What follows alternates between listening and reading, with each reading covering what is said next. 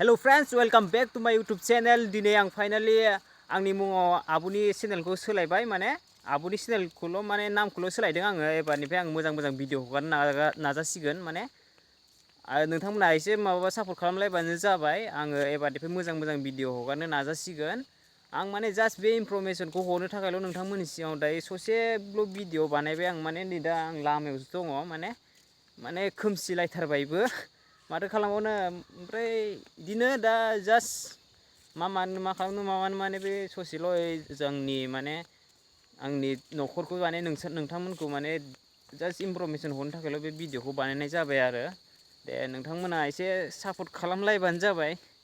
आरो माथो होनबावनो, एबारनिफ्राय आं मोजां भिडिअ लाबोनो नाजासिगोन। आरो जाय इउटुबारफोरा जि जायगायाव थांनानैबाबो जेनेबा गोसो जानानैबाबो जेनेबा फटक साफायनो मोनाखैमोन, जेनेबा भिडिअ बानायनो मोनाखैमोन, बेफोर भिडिअखौबो आं लाबोनो नाजागोन। माने बिराद देन्जार जायगायाव थांदों। माने बेवहाय माने मानसिफोरा सानो, माने किसुमान इउटुबारफोरा सानो माने बे थांनानै आं भिडिअ लागोन मा लागोन होननानै दासिमबो माने थांनो हायो, खिन्थु भिडिअखौ शुट खालामनो मोना। खिन्थु आं बेफोरखौ शुट खालामना लाबोजोबदों। माने बेफोर बिराद गिदिर देन्जार माबा दङ, जायगाफोर दङ। बेफोरखौ माने दासिमबो इउटुबाव माने आपल'ड खालामनाय जायाखै, खिन्थु आं एबारनिफ्राय खालामनोसै।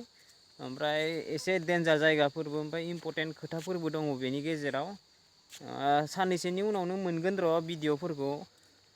ओमफ्राय बिदिनो ब्लग सिस्टेमै लाबोगोन आङो भिडिअफोरखौ। नोंथांमोना आंखौ अनसायबानो जाबाय, जेरै आब' रुमबांखौ अनसायदोंमोन।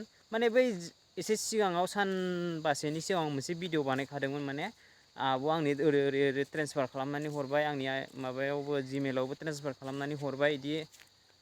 बिदि भिडिअ आं हगारदोंमोन। नोंथांमोना नायाखैबा नायहैबानो जाबाय।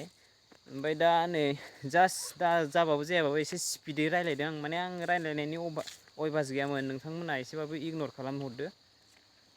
लोगोफोर आं बाय। आं जास्ट बे इनफरमेसनखौ हरनो थाखायनो नोंथांमोननि सिगाङाव फैबाय आरो। दे लोगोफोर बाय। आं भिडिअखौ बेहायनो दोनथ'नोसै।